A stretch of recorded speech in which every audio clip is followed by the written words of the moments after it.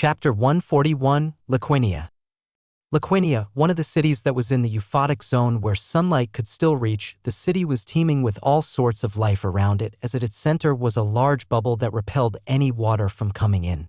This was a city where Atlanteans held control. In their history, it was mentioned that Atlanteans were originally those from the human race, but after spending a significant amount of time in the sea, they adapted to living there.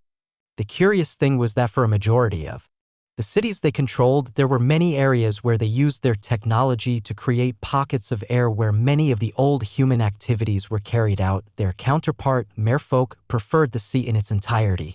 Their cities were fully wrapped around in the water, as this was their natural home. Noah gazed at the city of Liquinia and curiously observed the new things around him. He saw a futuristic city full of lights, with multiple vehicles that looked like the most terrifyingly weaponized submarines docked around the city. The buildings were a mixture of Gothic architecture and the most futuristic additions you could imagine, with some tall skyscrapers created spectacularly that it seemed like Jenga blocks were just stacked together. Atlanteans and merfolk floated around the perimeters with glistening tridents in their hands as they went in and out. This was the city where the 3 Atlanteans he had just taken down were from. From the memories he obtained, they were under the employment of the same beings he was chasing, where they were in contact with a subdivision of a legion under a demon king. The demons were already actively moving around the lost world of Atlantis and forming connections with the locals, turning those with weaker hearts against their own people. Already, when the 3 traitors who had just killed their friend without batting an eye died, they also provided a few more things besides the memories. Low-level telepathy. You can send your thoughts to those near you. The distance is limited. Aquatic adaptation. The sea is your home. Your speed and maneuverability are increased whenever in the water. Footman's trident. A trident that those with slight distinguishment use for battle. The gifts were 2 skills and the tridents that the 3 rank S Atlanteans were using. The telepathy skill was one that many beings living in the sea had and used, while aquatic adaptation just went to further increase the ease of moving around in the water. Using the skill, it felt even easier while swimming across. As Noah arrived near the underwater city that had large tubes that made their way in and out of the pockets of the city that were filled with air. Memories of the city and its happenings swirled around his head as he found the first step to take. There was already a general idea of how he should move in this world, and the Atlanteans' memories provided an in-depth path that would allow Noah to follow the path laid out in advance, while also being able to join the ranks of beings that held actual power in this world. To do this, an identity had to be obtained, and it couldn't be of the rank S Atlanteans he had just taken down. That power would not be able to put any dents in the larger picture, yet an easy way to obtain an identity presented itself, as currently a test was being held in the city of Liquinia to choose which champions to send to the center of the lost world. The city lying in the deepest parts of the sea, Atlantis, as the city that held the name of the entire world. It was the grandiose location that was the center of control for this world. Getting there, though, was a headache for many. This was because the deeper you went under the sea, you would be faced with powerful deep-sea creatures that swarmed and killed Atlanteans and merfolk for lunch. The sea was wide and large, covering a majority of the world. It bore many species of powerful creatures that hunted in its waters, and there were a tremendous amount of them. The only pockets of protection were the ones provided by the world itself, where cities like Liquinia and Atlantis were surrounded by the sea's blessing. The sea's blessing was an area of protection that surrounded many underwater cities for quite a distance, giving them a safe environment to move in. The moment you left the area of protection, though, you might just become food for the many monstrous deep-sea creatures prowling the deeper waters. The city of Atlantis, that was the central location of this world, was in the deepest parts where the most powerful of creatures ran amok.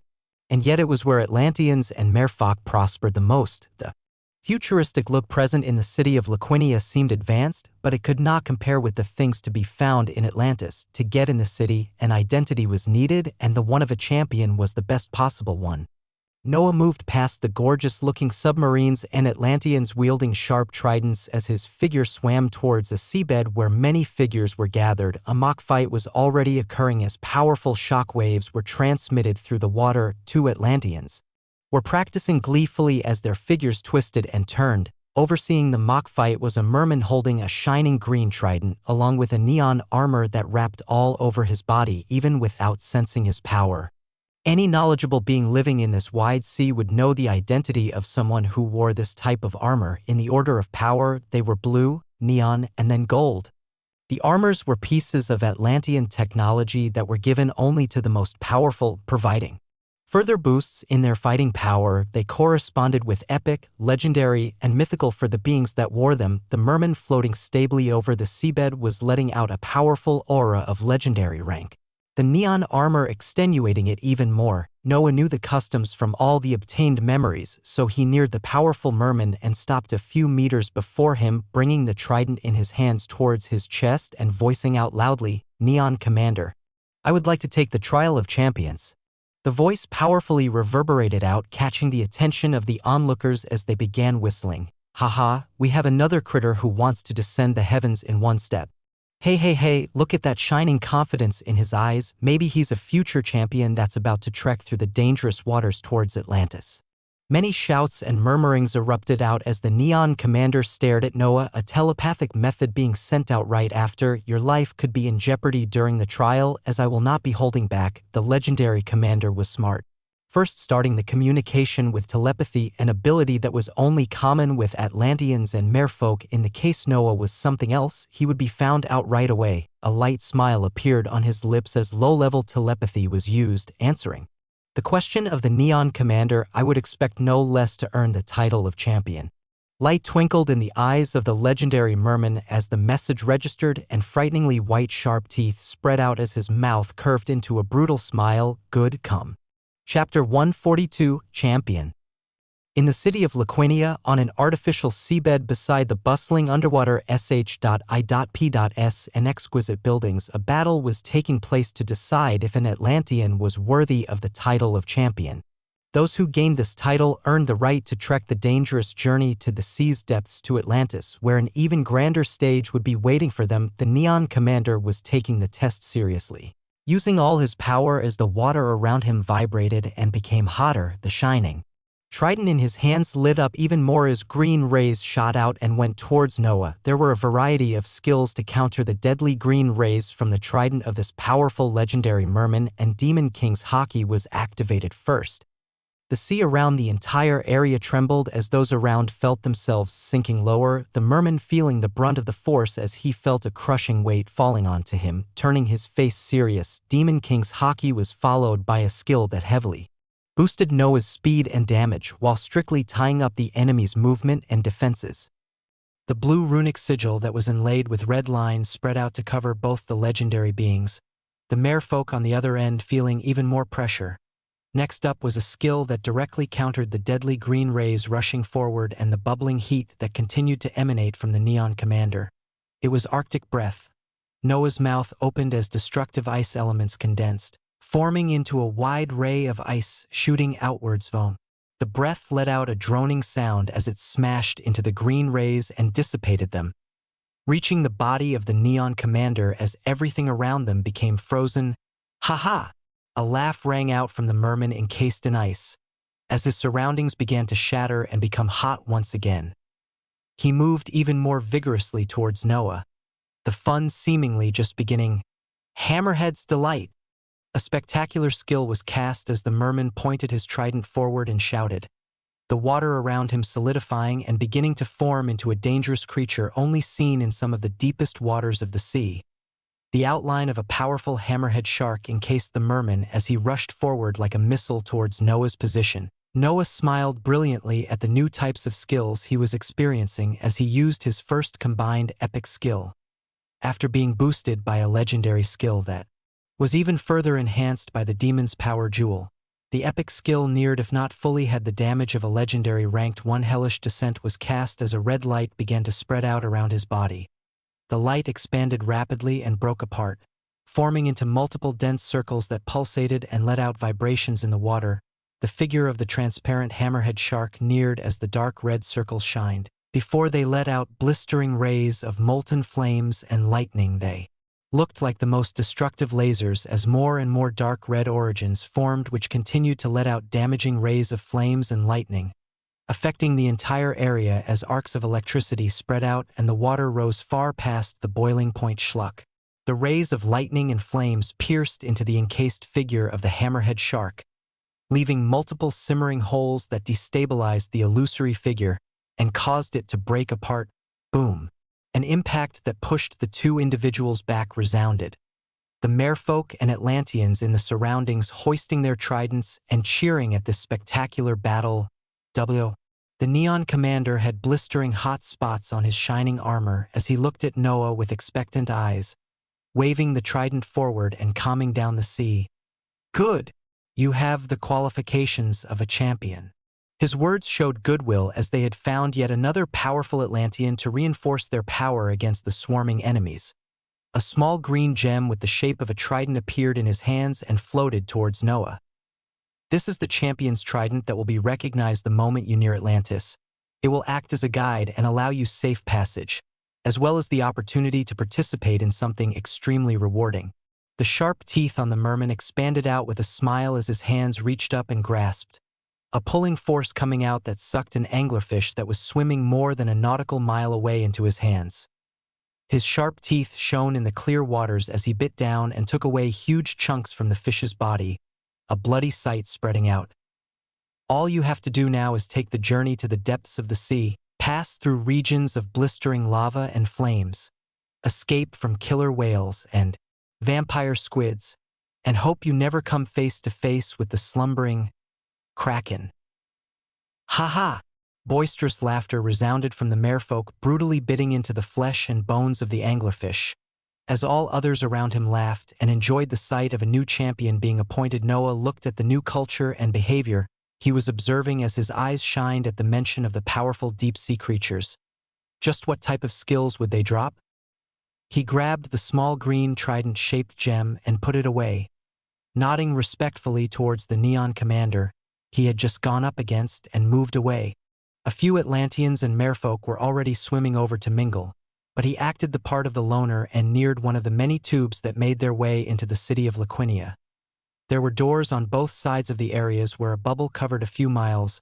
Atlanteans could be seen walking around these pockets of air as if they were normal humans, only the golden hair on each of their heads being distinct. The entire city of Laquinia was proportioned half and half into areas that were fully covered in the sea, with other areas surrounded by bubbles that kept out the water and allowed the powerful Atlanteans to walk through. Noah looked at the futuristic city, at the connecting tubes that snaked across the area and the weaponized ships and submarines around him as he entered one of the tubes and came inside one of the protected bubbles. The archaic and yet futuristic buildings made themselves clear as he left the water and tasted air again. There was a sense of wonder at how the inhabitants of this world so seamlessly mixed technology and magic, as he could see levitating square rides that Atlanteans got on and off of. It was something to do with the concept of magnetism and mana, with the Atlanteans working to combine theories of sciences and the use of essence to make levitating rides as well as modify the sh.I.P.S and submarines he had seen outside into the weaponized forms they had. A new world filled with different sights opened itself up to Noah's eyes. Chapter 143. Relaxing amidst turmoil. Noah used an hour to walk around the city of Laquinia to enjoy the sights of Atlanteans and technologies he had only seen in the stolen memories, rides that were levitating off the ground, colorfully designed buildings, and most interestingly of all, the advanced weaponry. The guards in the city of Laquinia could be seen walking around with guns that pulsed with a blue light. These were laser guns that were deadly to anything below rank S, and could injure those in the epic rank if they weren't careful enough. There were many things that Noah could do to explore one of the first underwater cities, but he had achieved his goal of obtaining the identity that would allow him entry into Atlantis now. He could do something that he was looking forward to doing for the past few hours. A smile appeared on his face as he thought about the memories from the dead Atlanteans he obtained not too long ago. They showcased the location where they met with the subdivision of a demon legion, where an epic commander was taking the lead. It would be a nice end to the first day if he could take out a portion of the first demon legion he had come across in this world. As for the demon king that stood at the top of this one he would find out in time. His figure walked among the throngs of people as multiple hiding skills were activated, his robust Atlantean disguise becoming thin and disappearing from everyone's eyes as he then activated spatial travel. The location was outside a large underwater cave that was expertly hidden, no movements could be seen on the outside. But the searching thermal eyes showed multiple beings moving in the air-filled underwater cave. The location wasn't too deep, and the demons had made this one of their hideouts as they began communicating with Atlanteans and merfolk. The strongest demon in this group was epic rank, so Noah didn't waste any time with tricks and would go forward with brute force. With enough speed and precision, the demons wouldn't even know what hit them before they fell. He liked doing things in a grandiose fashion though, so he began with a cast of corrupted sigil of hegemony to heavily boost his power, with the addition of absolute zero that quickly encased the sea around him in ice in the next instant. Hellish Descent was cast repeatedly as vibrating circles that would shoot out molten flame and lightning lasers spread around the underwater cave in its entirety. A passive look was on Noah's face as he continued to cast the skill, not initiating the shooting of the molten flames and lightning just yet as more and more of the dark balls were lined around the entire cave. Searching thermal eyes kept track of all the demons walking around the cave as the command was finally given. And hell descended. Zzzzzzzzzzom. Multiple sharp sounds of concentrated lasers of fire and lightning shot out and pierced through the cave walls, piercing into the hundreds of demons tiered in the cave without mercy. A thin layer of ice covered these lasers of flames and lightning as they struck. Screams could be heard as they felt this unexpected attack which took their lives in the next instant. It didn't matter if they were rank A or S, as even the most powerful epic commander died at the lasers that skewered the cave and the beings in it from all locations. A few seconds passed, and not a single being remained alive in the cave. A division of a demon legion in the Lost World had thus fallen like this, unexpectedly and without mercy. The impassive look remained on Noah's face as he went into the destroyed cave to do what he enjoyed doing the most nowadays, obtain some memories. A traitorous Atlantean led him to a division of a demon legion. Where would the epic commander's memory of this division lead him to? The process of collecting the loot and memories from the dead didn't take too long, and Noah was done with it in a few minutes. He didn't go back to the city of Laquinia, and transferred himself into the spiritual land that was anchored to his equipment all this time to go through the new gains. The miniaturized spiritual land acted like its own little world, nothing affecting its working even when he had been moving underwater. He transferred himself into the modern house he practiced with, building first as his facial structure and body changed to that of his old self. He had moved around the lost world of Atlantis today and learned a great deal of things not found in Gremory or Orias memory, and he had to digest the many gains he received before he began heading towards the city at the center of this world. The goal there could only be achieved with the entrance of using the title of champion, and the rewards would be something spectacular. His body returned to normal as he opened the glass door of the only house in the frozen plateau spiritual land and went inside. He was met with a surprising scene as on the soft couches beside the elevated rectangular fireplace where blue flames were flickering, a miniaturized sleek penguin had its feet up as its body sank into the couch, its face one of contentment. The Emperor Penguin now had the power of legendary rank, and could easily perform something as changing the size of its body. But what made it so bold as to do what it was doing currently? It seemed to have sensed Noah's entrance as its eyes switched from laziness to full alert. Rising up from the couch, its beady eyes stared blankly at him as if it was caught doing something that should have never been seen. Noah shook his head at this peculiar penguin and left it be as he was in a good mood currently. The sleek penguin looked at the figure of Noah that moved up the stairs, craning to see as soon as he was gone and sinking back on the luxurious couch with its beak raised high. Noah went to the topmost floor of the expensive-looking house and took off his clothes, putting himself in water again as he relaxed in the bubbling hot and steaming pool on the third floor. He began going through the gains of the demons eradicated today, as he found an epic skill from the commander that was worthy of mentioning. Chains of Lightning binds any beings on the same rank as the skill with fearful lightning for as long as the energy is provided. It was a binding type skill that seemed extremely suited to him as his eyes lit up at the description. He had many skills that he had to continue rising the proficiency of and combine. The spiritual land provided the perfect space for that. He enjoyed the bubbling and steaming pool a bit longer before he would force himself to go to the underground area of the spiritual land to practice his skills. This time around, it would be even more fun as he would have partners to go against him.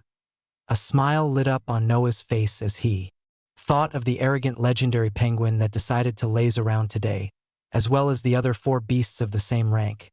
They would make great opponents to test out against and become even more familiar with his new skills as he also increased their proficiency. Chapter 144. Journeying to the Depths. Arf! Painful screams were ringing out at an unknown location beneath the sea. There was darkness all around, except for wisps of green light that seemed to be spread out by the hundreds of thousands for miles. The one screaming out painfully was a robust Atlantean that had multiple bone spears nailing him to the seabed. He was stretched like a starfish as some bone spears pierced his palms and others passed through his ankles. A golden armor lay carefully beside the Atlantean. This was an Atlantean, with a golden armor, meaning he was a mythical ranked being, yet screams continued to resound from him as a small figure moved around beside him. "I've cut off any ability for you to move," leaving behind only the sensation of pain. Her words rang out calmly as if talking about the most casual thing. Pain is actually a very interesting thing that allows us to get to the core of the truth. She finished her words as she bent down, a sharp bone spear dripping with blood in her hands as it moved towards the face of the mythic Atlantean. It stood an inch away from their right eye, shining menacingly as the being lying down could not even move a muscle to prevent its descent. Splutch. A sound of a pop could be heard as dark energies spread out from the sharp bone spear and burst apart the soft right eye. Brutal screams continued to resound, as an apologetic tone rang out from the small figure doing all this. "Whoops. I was supposed to ask a question before doing that. Oh well, you still have another eye." The bone spear in her hands moved from the destroyed eye where pus had begun leaking as it went to the other side. "Where is the trident of Neptune located?" Silence. The painful screams from the Atlantean stopped just for a second as this question was heard, and the remaining eye that could barely make any movement focused on the woman voicing it out. It actually seemed like a teenager dressed in gothic black dress, yet the voice that came out was that of a woman. The Atlantean looked at the apathetic eyes that seemed like bottomless holes as an unnatural laugh began to leave his barely moving lips. The laughs were filled with pain, but seemed to carry a mocking tone at the woman holding the sharp bone spear above his remaining eye. "Ah, you have a sense of loyalty, huh? Very well." The one with the voice of a grown woman but the body of a teenager rose up, the dark bone spear disappearing as the black light around her intensified. "I must tell you, I've dabbled a little in life and death, and can easily regenerate your lost limbs and organs. Whenever you feel like you're on the edge of death, they'll pull you back to life." The dark light around her intensified as the green wisps that were surrounding them on the seabed floor for miles shined brighter. The wisps of glowing lights began moving up and down, making a thrumming sound as their master prepared a painful game. The wisps of light were the eyes of hundreds of thousands of undead, their power spreading out across the waters unhindered. The soft hands of Barbados, the necromancer of chaos, glowed with the dark light as they neared the body of the Atlantean. Yet again, if it so happens that you cannot hang on to life anymore, well, then there is a glorious death with years of service waiting for you on the other side. A wicked smile gleefully spread out on her face as the screams resumed even louder. A high-speed battle was taking place as 5 legendary beasts were surrounding and throwing attacks at a huge demonic incarnation that swung around a sharp sword with endless vigor. Dense circles that shot out concentrated flames and lightning would occasionally appear, as even larger icebergs fell from above every now and then. The powerful attacks caused mayhem and pandemonium as Noah practiced against 5 legendary beasts all at once. Attacks continued to land on him as he was pushed back. When the fight began, he could only defend and stop the 5 beasts from tearing apart the incarnation. As the fight carried on for longer and his attacks began to land on the 5 beasts, Life Steal effectively dispelled all the damage as it healed the instant it was dealt. The epic Holy Blight remained summoned and stood by the side, not joining the battle with its thousands of defiled corpses it controlled as Noah took on the beasts alone. It was great practice to be matched against 5 legendary beasts, going a long way to hone his fighting skills while also allowing him to spam all his skills to increase their proficiency. Whenever Corrupted Sigil of Hegemony finished its cooldown, the 5 beasts would find themselves taking a beating for the next 30 seconds. Before retaliated the time after that, A sleek emperor penguin seemed to be filled with vigor as its flippers shining with a silver light struck out. Its body would appear and disappear randomly on all sides as very dangerous attacks flew out of its flippers. They seemed like silvery blades of light, and yet their damage was greater than the skills similar to the other beasts, mostly using the ice element, Ra. The fight continued for a few hours, the eventual winner being Noah. After being pummeled to the ground by the beasts for hours, they finally lost their juice near the end while he could still continue to cast skills at the same rate with no issues.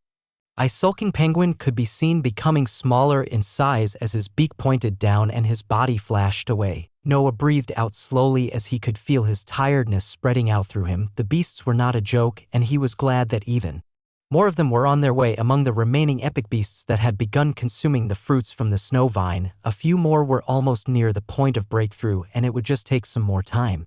This finally made him get around to checking the new plants available after the spiritual land became Tier 3. Today's combined skills: Corrupted Sword Saint's Incarnation plus Bear Emperor's Fur. We got Epic Fiendish Sword Beast Transformation. Arctic Breath plus Bone Spears. We got Epic A Storm of Ice and Bones. Chapter 145, Journeying to the Depths 2. The spiritual land was looking more and more different as Noah spent more time using the unique skill, Spiritual Land Management, to plant and design even more things on the side of designing. When he checked the panel of the unique skill under the feature of architecture, he was surprised to find that the advanced futuristic designs he saw in the city of Laquinia were now added amongst the things he could choose. Now he had designs that were common in 3 worlds he could play around with. He felt like he went back in time when he was playing computer games that allowed you to build cities and kingdoms. The one good thing was that he didn't have to wait long periods of time for the buildings in the spiritual land to finish.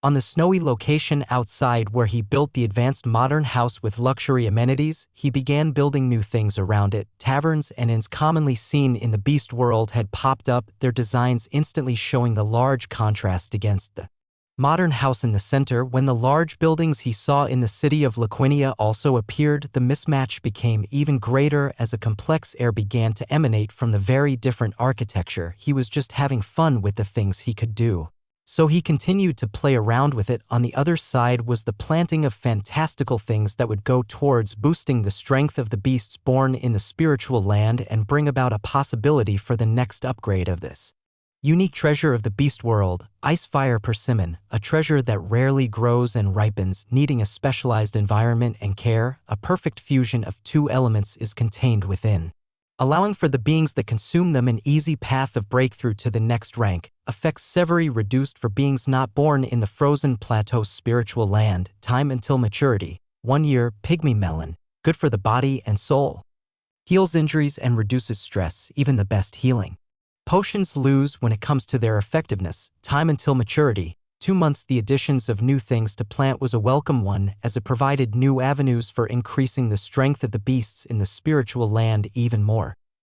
The beasts were still consuming large amounts of the fruits from the snow vines and the sacred rye, which had been causing an explosion of advancements as more Ranes became epic, and a new legendary beast could appear any day now. The main factor in all of this is if they had the talent for it. After spamming budding farmer on the newly planted acres, there was a change to the maturation of the new plants similar to the old ones. Icefire Persimmon. Time until maturity: 3 weeks. Pygmy Melons. Time until maturity: 4 days. The skill continued to be one of the biggest rule breakers so far, continuing the trend of reducing more than a year that was required for magical fruits to grow and ripen to just under 3 weeks. Noah's finished designing the new buildings and planting the many empty plots of land in the frozen plateau, heavily changing how the spiritual land looked from before. As time passed, the change would become more and more prominent, and he didn't even know how it would look a few weeks from now.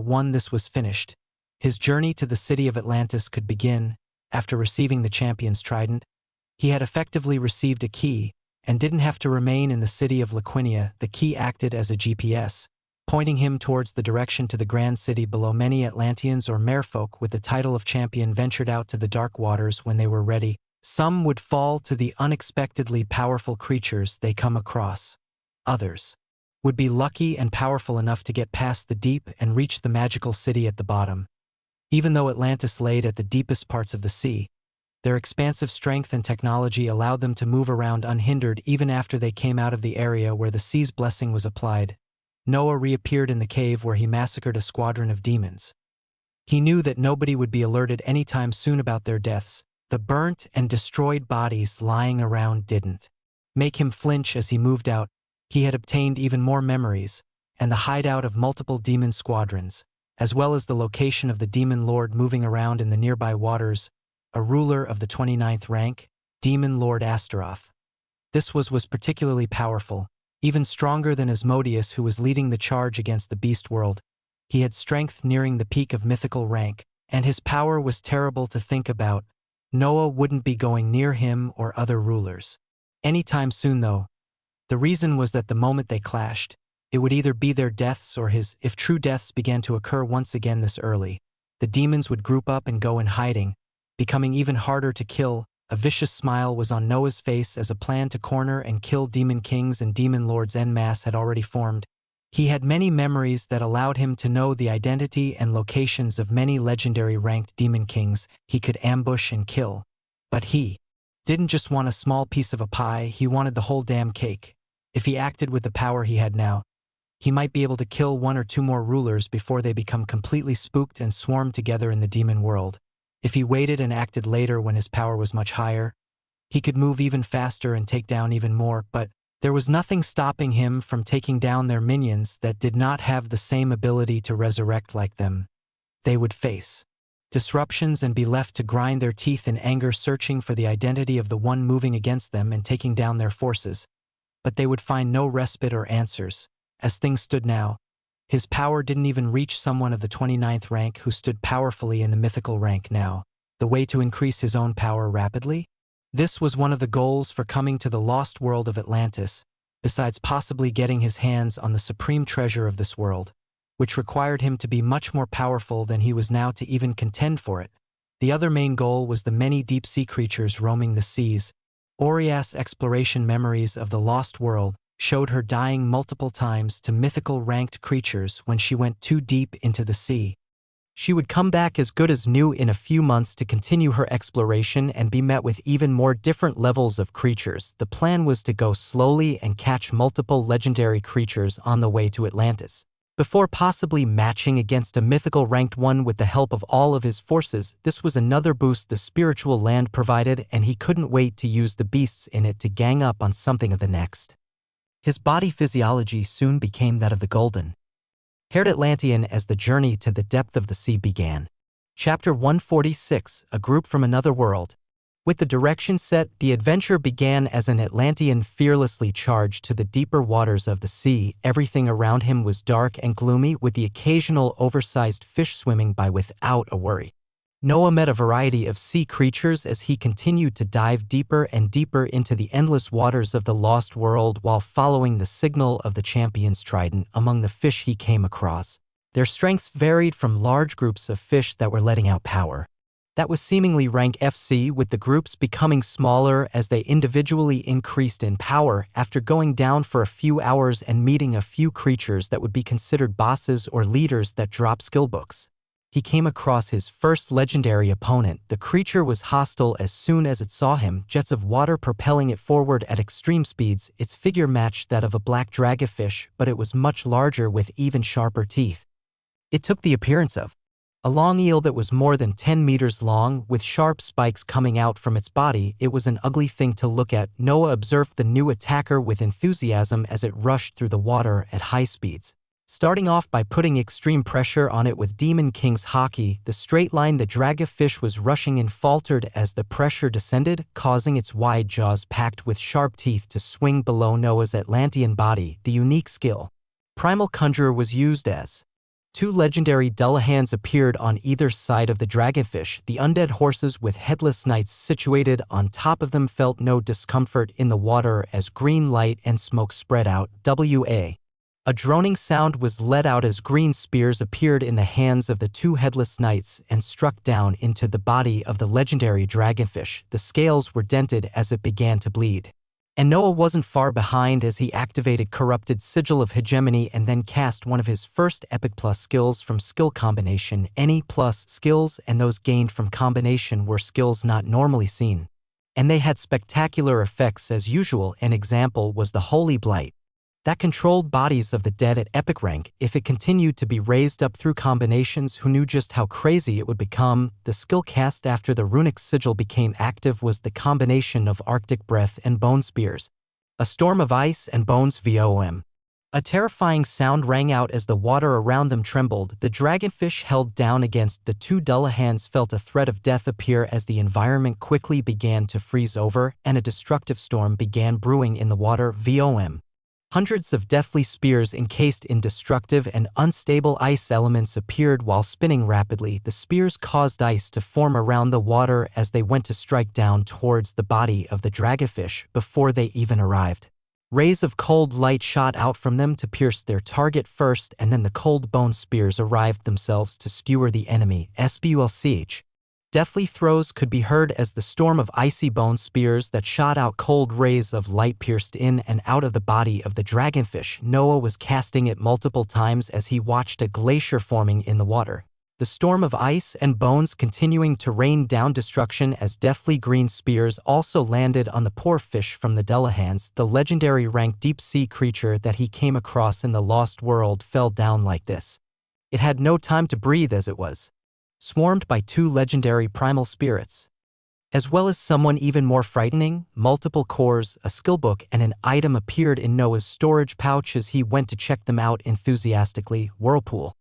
Draw in your enemies in a rapidly rotating storm of water that will shred the weak to flesh and bones. Deep sea armor. A heavy scale armor capable of alleviating all pressures under the sea while completely protecting its wearer.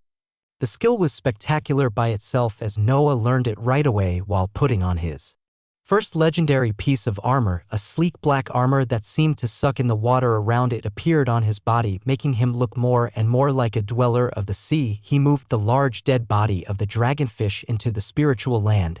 With the plan of cutting it up and making something for himself later, he hadn't had a chance to enjoy his own cooking for a while. He continued down the sea with even more vigor as he looked forward to another appearance of a similar beast that would add on to his legendary skill collection. More than an hour passed as the journey down continued and vibrations could be felt emanating up front, signifying a battle was occurring. The power of the vibration was nothing to scoff at, making Noah adopt a serious face as his body became fully wrapped in covert skills. He went forward and used searching thermal eyes as a sight a few nautical miles away from him opened itself. It was another large underwater city similar to Liquinia. And if the memories he had been stealing were correct, the position of the city at this depth would make it one of the larger cities right before the entrance of the bathypelagic zone where Atlantis could be found. This was a city where merfolk prospered, and it stood grandly in shining lights as a blue shield was currently covering the entire city. A few damaged futuristic buildings could be observed as a battle was currently taking place. Atlanteans and merfolk were using advanced plasma guns that shot out blue lasers towards their enemies, while others fought in close quarters hoisting tridents and controlling the powerful submarines around them to blast off the enemies. To Noah's surprise, the enemies were actually humans. He looked closer and became even more surprised as he found the identity of the attackers. He knew the clothing they wore and the colorful skills they were using from the memories of the demon kings he had killed. This was one of the groups of beings from another world that was currently moving in the Lost World for their own purposes. They were prolific powerhouses that held a level of power across a few worlds as their system of strength focused on the fundamentals of the world. Words that drew the annoyance of anyone who heard them rang out as Noah made out the figures leading the attack against this underwater city. Haha, I, Disciple Bob, won't be hindered by a group of fish. Arrogant words came out from a figure dressed in purple robes. A force seemed to emanate from his body that pushed away the surrounding water with ease. His arms were crossed behind his back as he stared down at the city in complete contempt.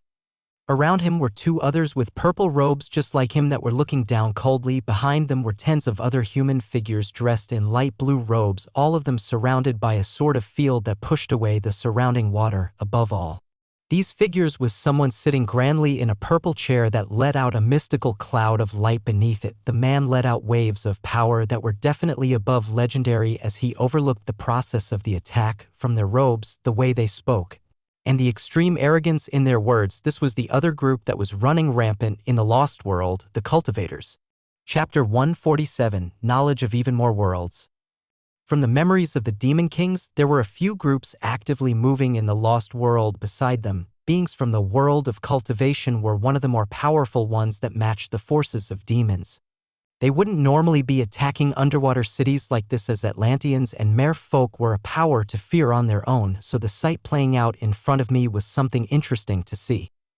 The city under siege should be the underwater city of Aquacades. At the forefront of their defense, multiple neon commanders who signified legendary rank could be seen, as well as a gold commander who was a rank higher. The fight seemed to be at a standstill as the two mythical figures of both sides let out wild pressure that clashed against each other, the legendary figures below being the ones moving actively. There were 3 purple-robed cultivators that let out power of legendary rank, and one of them was actively attacking. As his arrogant voice continued to ring out, "Our request was simple. We just wanted to come and converse with the locals about the history of your world, yet you treat us with such disrespect. Marshal Uncle, let's raze the city to the ground. We can act now and ask questions later. These backward locals don't deserve being enlightened." The purple-robed figure that called himself Disciple Bob, actively moving around, voiced their words to the leader sitting atop the mystical chair. They waited for a reply with bloodthirst that was ready to explode, just waiting for the word. The cultivators had their own ranking of power, but the strongest one here, letting out the power of mythical rank, looked coldly at the city of Aquacades. His strong voice thundered out and covered all surroundings. "Will you take us as guests and share your knowledge of the Trident of Neptune, or will you face destruction?" The question was aimed at the merman, who was a golden commander. The waves of power he let out no less powerful than the white-robed cultivator. "We do not welcome nor entertain invaders." Sparks seemed to fly as the small pause in the battle was about to start again, as the powerful voice of the cultivator gave out the command that would cause mayhem to ensue. "Very well, disciples of the Mountain Sea sect, show these natives what actual power is." "Oh!" The command once again began the disastrous battle as all sorts of color began to appear around Aquacades. Atlanteans and merfolk decked in armors and hoisting tridents stood at guard, with even more of them carrying blue pulsating plasma guns that began shooting out lasers once more. On the side of the cultivators, I began observing new skills and abilities for the first time. Buddha's Golden Palm. Illusory Sword Strike. Large golden palms cascading with power rushed down as hazy outlines of dark swords formed and clashed with the attacks from the natives of the Lost World. The battle was continuing and seemed to be in a standstill, unless the two figures letting out mythical airs of power began moving themselves. I looked at these new groups of people as I felt my excitement rising. The abilities and skills they were using looked extremely grand and powerful, and I wanted to see just what exactly they would drop if they were to fall in my hands. My figure that was still hidden covertly moved across the waters as it neared one of the cultivators in the outer fringes. I wanted to see just what types of loot would come out of them before moving in earnest. The figure I was targeting was a roughly built man wearing blue robes. He had the water around him changing into 2-meter-long swords of water that rushed towards the Atlanteans and merfolk constantly as a derisive smile spread on his face. I remained hidden without letting out any aura, approaching the figure slowly before a silvery light went to cover his body as the both of us silently disappeared from the battlefield. We reappeared a few nautical miles away from the city of Aquacades as the cultivator looked around him in shock, with the only answer he received being a storm of ice and bones. The Epic Plus skill quickly shredded into the body of the cultivator, taking his life without so much as a fight as I watched a blue light erupt from his body. This was the first time I took down someone from the origin of a world that had as much influence, if not more, than the demon world. I was expecting something interesting from them as their system of strength differed so much from what I was normally used to. The blue light that came out from the death of the cultivator changed into one skill book and a small blue gem. Mountain Sea Sect's first style, Water Sword. The water around you conforms to your will. The higher your achievements in the email protected, the greater its power, email protected. Email protected, email protected, email protected. My eyes shined at the appearance of new things as I checked out the skill. A few things were unreadable, similar to when I picked up a plain criddle for the first time. It was something new that I or my homeworld had never come across before. I learned the skill and then observed the blue gem that was still a mess of unreadable words before I closed my eyes and went looking for the solution after also plundering the memories of the dead cultivator. I had to be fast as the battle between the two powers was still ongoing, but I had to find the usage of this new loot before moving forward first. I disregarded the usage of large amounts of mana as I made up my mind and used spatial travel. Just a few days after I arrived in the Lost World, my figure quickly disappearing. A few seconds passed as I felt blackness, before a light came once again and I found myself on the small mountain that had a hidden village on it. I had done something ridiculous and traveled across worlds yet again, but it would be worth it as anything that was still unreadable in my eyes meant it was something new for the planetary core. I didn't even have to initiate as the blank voice of the system I had been used to rang out in my head. You've come across something interesting. Essence congregated in the air as Sophia appeared from the bubble that surrounded the hidden village.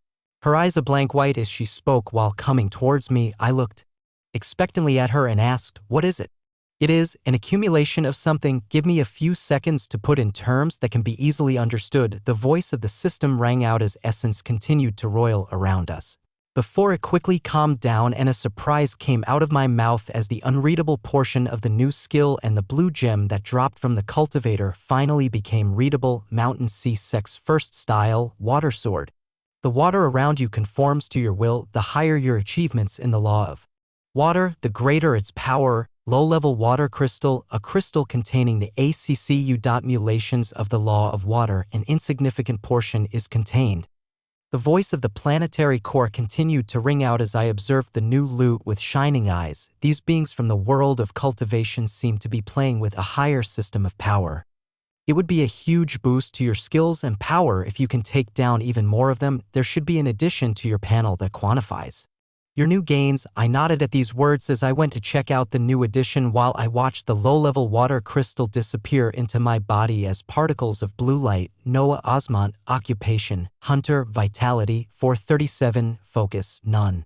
Strength, 448, skills, A, recorder, 100, language comprehension, 100, lion's roar, 100, silent communication, 100, cook, 65, A+, relegator spear, 100, Water King skin, 100, piercing speed, 68, warp flight, 67, searching thermal sight, 69, S, enfeeble, 100, phoenix arrow, 1, shield slam, 8, budding farmer, 82, ricocheting shield, 1, bear's fighting style, 1, archer's gamble, 1, smoldering sword strike, 100, earthen spears, 100, thought acceleration, 100, crisis avoidance, 100, blessed regeneration, 77, pursuing spirit of ice and flames, 86, lower level telepathy, 55, aquatic adaptation, 79, S+, draconic armor, 100, epic, iceberg, 92, absolute 0-99, life steal, 100, teleport, 100, summon holy blight, 100, hellish descent, 78, aurelus, 90, chains of lightning, 13, Mountain Sea Sex First Style, Water Sword, 1, Epic Plus, Fiendish Sword Beast Transformation, 11, Storm of Ice and Bones, 13, Legendary, Corrupted Sigil of Hegemony, 83, Demon King's Hockey, 86, Memory Plunderer, 15, Whirlpool, 1, Unique, Spiritual Land Management, Primal Conjurer, Spatial Travel, Shapeshift, Equipment, 3x Bearing of Storage, Airing of Storage, S Storage Pouch, S Veiled Suit, Footman's Trident, Epic Kingslayer, Epic Rat King's Mask, Epic Prismatic Guardian, Epic Tiger Eyes Roots, Legendary Deep Sea Armor Laws. Law of Water 1%. A new section had appeared right below equipment in the stat panel. This time it was something called Laws. I zoomed in on the newly appeared law that had a very low percentage in front of it. Law of Water 1%. All water-based abilities and skills are boosted by 10%. This was the years of experience and ACCU.mulation that a cultivator at epic rank dropped from the memories I plundered from him. I knew there was a different system of naming that they used for their strength. as well as memories of a brand new world I never even thought about in my wildest dreams. The memories of the epic ranked cultivator, who was also called a cultivator at the nascent realm. From his memories expanded my knowledge even more as I learn of so many different and fantastic things from the world of cultivation. Treasures were abundant, with things like secret realms similar to spiritual lands holding their own surprises for cultivators to explore. Things I've never even thought to be possible opened themselves in front of my eyes as I looked at what the system quantified as the power of laws, which I could now increase by taking down cultivators, and matched it with the memories of arduous years spent to reach that experience in ACCU. That I just stole as loot. My eyes shined at the number shown in front of the law that increased the damage of any water element skills. If I could continue to obtain even more loot like this from cultivators, how long would it take before I start seeing huge passive percentages, not just for water element skills, but for all the other ones too? I began feeling the bubbling of excitement again as I wanted to get back to the lost world even more quickly. There was a powerful enemy that was a rank higher than my current self, but I wasn't alone, and I still had my ridiculous source of strength that would not lose against the endurance of anyone else. I was curious and expectant after going through the memories of the dead cultivator and wondered just what things the most powerful one there could gift me. Chapter 148. Fiendish beasts appear in the stormy seas. Martial Uncle Softsword glared imposingly at the figure of a mixture of human and fish. The being let out wild power that was at the same level as his rebirth realm, making him ponder just how these natives cultivated to reach such a stage that he spent years to reach. Their powers were rough yet powerful. They didn't seem to understand laws or the Tao of the world they were in, and yet they were supported by it at the same time. For this trip, he bought many disciples of the Mountain Sea sect to look for the supreme treasure in this world that would act to boost his sect to the top position in the world of cultivation. The supreme treasure, Trident of Neptune, had high affinity and unknown spectacular abilities for anything to do with water. For those that focused on pondering the law of water, it was a paramount treasure. The disciples he brought included the 3 purple-robed disciples at the violet core level, as well as tens of disciples at the gold core realm and hundreds of disciples at the nascent core realm. Such a team was more than capable of taking down smaller sects.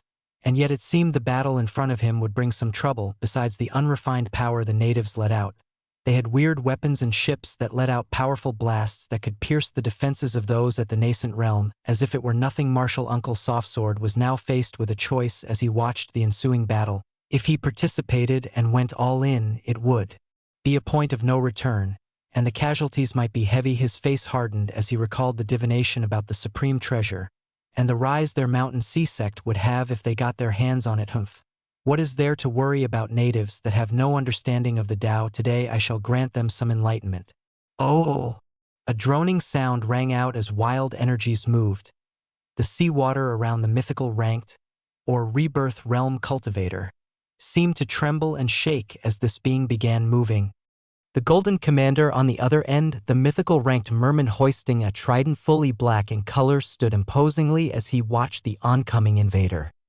The air of arrogance was so palpable around him that he wanted to knock the cultivator off the high chair he put himself in. The trident in his hand pointed forward as the water churned, quickly solidifying and forming into a solid wall that completely withstood the impact of the attack from the cultivator. Both of them used the sea around them for their attacks, meaning that this battle would be a long one unless something drastically changed.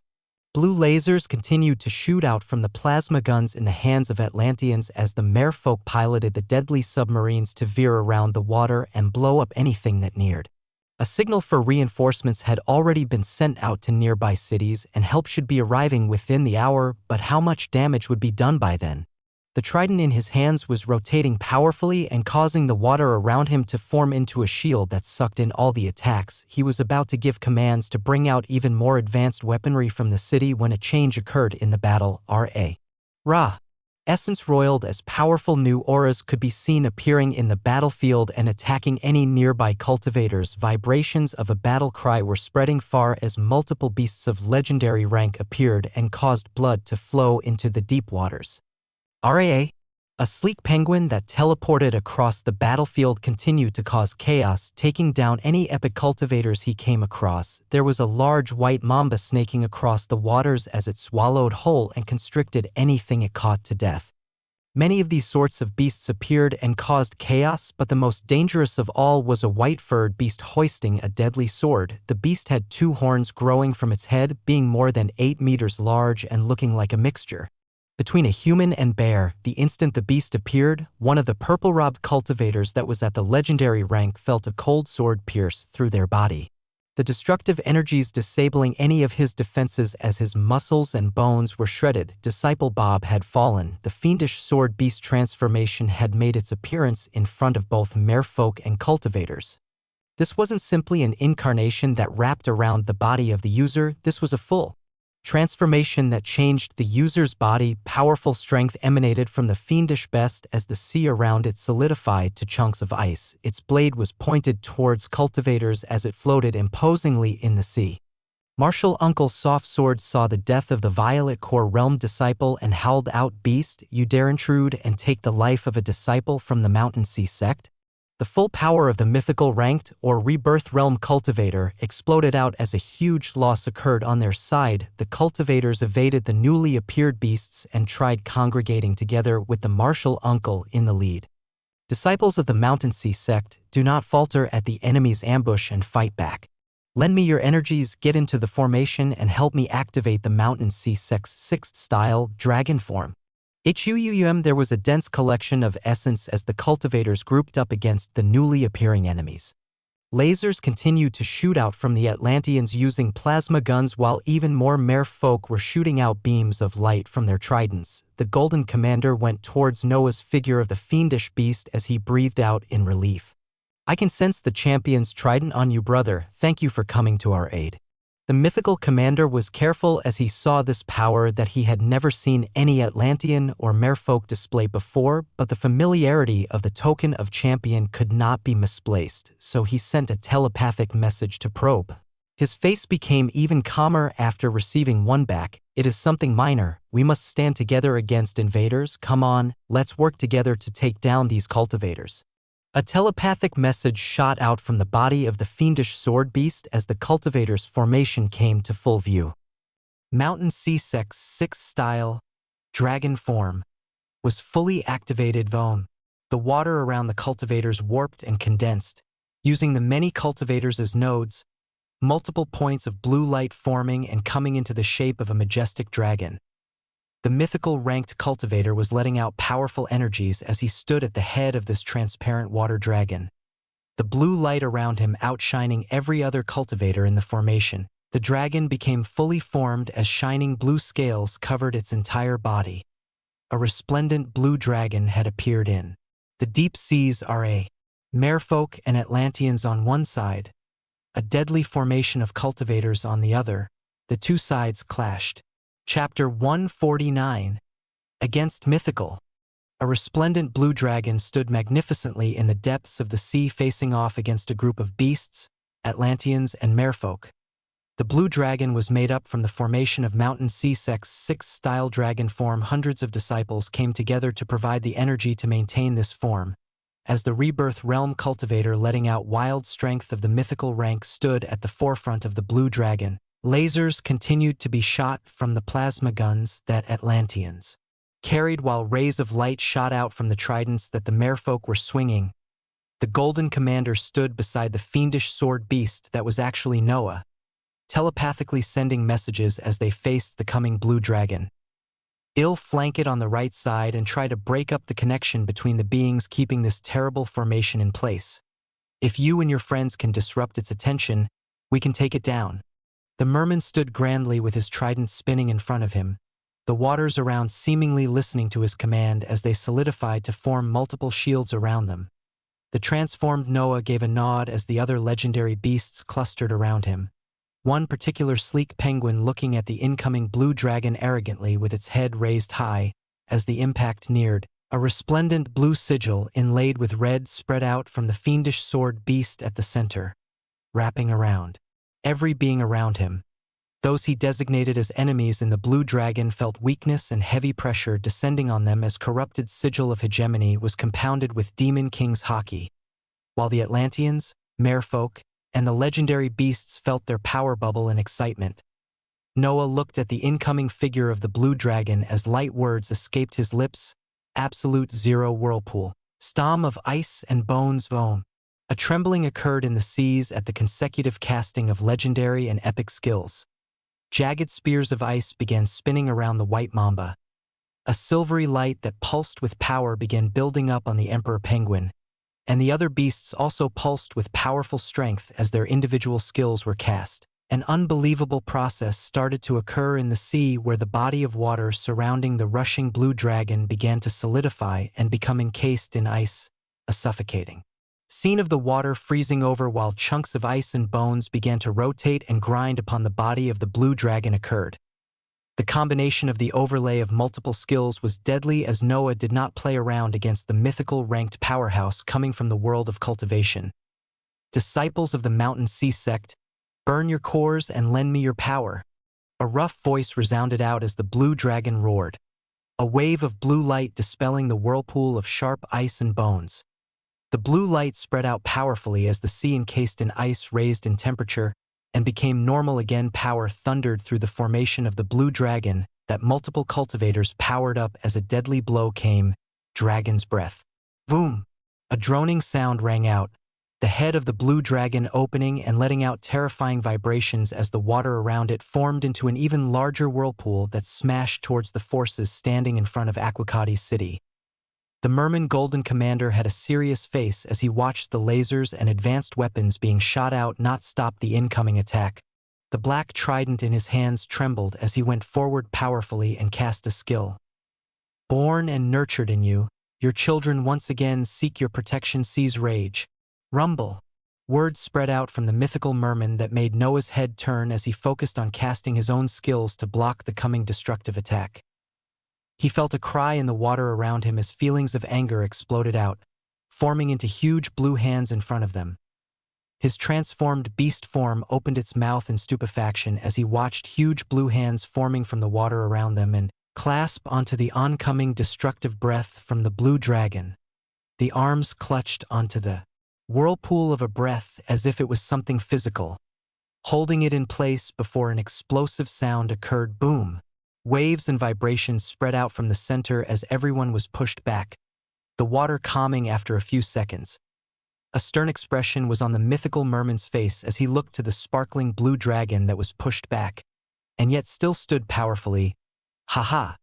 You think you can break the formation of multiple disciples at the nascent, gold, and violet core stages, as well as someone at the rebirth realm leading them? Your only chance of living would have been if you stopped this formation before it was formed. Now, you can only face death. The cultivator at the mythical rank that called himself someone at the rebirth realm stood at the head of the blue dragon and stared imposingly at the mythical ranked merman. He felt like this was the only figure that could threaten it, because as long as he kept receiving the energies of everyone in the Mountain Sea Sect's 6th-style dragon form, even someone at the same level as him would need to take some time before breaking through. At the mention of his arrogant words, though, the transformed face of Noah shined a peculiar light as he looked at the figures of multiple cultivators in the blue dragon. Only 2 remained that were in the legendary rank, one having fallen to his blade, and the mythical cultivator at the forefront. All the other ones, though, were epic rank. His eyes shined as a plan bloomed and he quickly reread the description of a certain skill he received not too long ago that he had yet to use. Chains of lightning. Binds any beings on the same rank as the skill with fearful lightning. For as long as the energy is provided, his shining eyes looked at the many cultivators acting as nodes to make up the huge blue dragon that was roaring its way towards them again. The skill was only epic rank, so only those at that rank or lower would be affected, but that would be more than enough. Noah's bestial transformed face let out a wicked smile as he targeted the many epic-ranked cultivators who were also known as gold core cultivators and those below them in rank as he cast chains of lightning. ZZAP. Colors of a lighter shade of blue bloomed out inside the rushing blue dragon as screams resounded, and the powerful formation that created an unstoppable dragon that was rushing towards Atlanteans and merfolk came to a standstill. Chapter 150. Against Mythical. 2. Martial Uncle Softsword watched in stupefaction as the dragon form formation that was famously known by many sects suddenly come to a halt. The formation was very powerful, as it used the energies of multiple cultivators to keep the form active and bring destruction to Mountain Sea Sect's enemies. Yet at this moment in time, in a body of water where the abilities of the Mountain C-Sex 6 style dragon form should have been even further boosted, it had come to a complete stop as the disciples at the gold and nascent core became wrapped in arcs of blue lightning. The blue lightning wrapped through all of them indiscriminately and began causing shock damage while holding the disciples in place. Martial Uncle Softsword's face became hard as he found even when he sent his rebirth realm energy to disrupt the lightning that wrapped around many of the disciples in the blue dragon, it wasn't doing anything. Shock. His mind moved as he wondered just which expert he had overlooked could perform such a peculiar skill that even he couldn't break. The question was, why did it only target those at the gold and nascent core and leave the remaining disciples at the violet core as well as him untouched? His mind worked at high speeds as he tried to find a solution, sweat trickling down his face amongst the sea of water as the blue dragon form he controlled came to a standstill. The pain on the disciples' faces increased over time as the ones they were attacking also began to retaliate, the one letting out strength similar to him moving actively with his pulsating trident to land attacks on the blue dragon. A few seconds later, the disciples at the nascent core began letting out dying screams as the lightning binding them had caused too much damage and their figures were burnt to a crisp. Martial Uncle Softsword's face became livid at this as he screamed, "Why is someone strong like you targeting weak disciples, huh? Come out and face me." Ah! His screams were only met with more attacks from the Atlanteans and merfolk as they found something to be wrong with the enemy's side and threw down even more attacks. Submarines carrying lasers and explosive weaponry neared the blue dragon that seemed to be held in place as colorful lightning resounded inside it with sounds of pop ringing out every now and then as more and more disciples faced death. Do you think the Mountain Sea sect would take this lying down? We will find you. Martial Uncle Softsword was livid as he could do nothing to break the chains of lightning wrapping and taking the lives of his sect's disciples. His wrathful face looked at the remaining 2 violet core disciples as he sent a message towards them. Disciple Darren, Disciple Lana, you all must escape and get word to the other sects that descended to this world with us. We from the world of cultivation are not so easily bullied like this. His face was impassive as he let out these commands silently, trying his best not to falter from the screams he continued to hear. He cared a lot for his disciples as he watched them grow and taught them all they needed to know in order to reach the stage they were at now. Even if he couldn't save all of them, he would save a few and let even more experts know about this humiliation. Martial Uncle, let us fight to the death with you. The 2 violet core disciples were unwilling as they let out the messages, not bearing to see the sight in front of them where the chains of lightning continued to reap the lives of disciples they had known since they entered the sect. No. There is that fish letting out power similar to me and the devil taking the lives of our disciples that should be someone of the same power. I will stay behind and hold them back, but I do not know if I will make it back alive. His voice was somber as he watched deadlier attacks come, ice forming around them as spears of ice and bones formed to shred the resplendent scales of the blue dragon. A whirlpool of lesser strength than the dragon's breath of the formation he controlled also appeared to cause the chaotic rotation of the sharp spears around them even deadlier as chips began to appear on the scales of the blue dragon. The disciples in the tail section and claws of the formation were either already killed by the chains of lightning or now became shredded at the appearance of these new attacks. Martial Uncle. He ignored the shouts of the violet core disciples as he sent his rebirth realm energies towards them, transporting them out of the Mountain Sea Sect's 6th style dragon form formation. The 2 disciples had unwilling faces as their figures appeared outside the blue dragon and they began rushing out into the depth of the sea. They would not waste their Martial Uncle's sacrifice. Atlanteans and merfolk saw these 2 figures running away as multiple submarines went to chase towards them. On the other side, where fiendish beasts were letting out constant attacks on the halted blue dragon, a silvery light flashed as one of them disappeared, a battle cry resounding soon after. Martial Uncle Softsword looked around him with bloodshot eyes as more and more disciples continued to fall from the lightning that bound them or the powerful attacks that tore apart the blue dragon. My disciples, I am sorry. Painful words came out of his mouth as he looked at the disciples he had no way of saving and released control of the formation of Mountain Sea Sect's 6th style dragon form. Even more screams rang out as the protection from the formation faltered and was ripped apart. Fast-moving enemies that had the faces of lions with wide wings and stingers were moving around the sea effortlessly and reaping the lives of the chained and separated disciples as the other beasts and Atlanteans around them let out even more ferocious attacks. Marshal Uncle Softsword's heart felt pain as he looked with bloodshot eyes to the enemies that caused all of this. His anger reached the peak. As he stopped hearing any more screams and felt the enemies aim their pulsating weapons and tridents towards him, he was the only one remaining. He hoped the disciple Darren and disciple Lana would be able to get the word out to other sects so that they could stop playing around in the sidelines and move earnestly to attack these unenlightened fish. His body let out vibrations of power as the mystical seat he had been sitting on earlier showed itself again, and he sat down in it. He looked grand and magnificent as he was surrounded by enemies. The merman, letting out rebirth realm waves of power, pointed its sharp fork towards him as the fiendish beasts that had appeared and caused the destabilization pulsed with their attacks ready. I have lived hundreds of years learning about the laws of the world. My achievements were not little, and I became renowned in the world of cultivation. I will not be falling to some fools who have not even touched a sliver of the Tao. His eyes blazed with anger as the power in his body thrummed. Mountain C-Sex 5th style, the descent of the Emperor. Boom! A blue pulse released from him at the center as a transparent outline of a powerful monarch surrounded his body. A transparent blue crown appeared on his head as regal robes were donned upon him. His body thrummed with power as he looked to the enemies all around him. Come,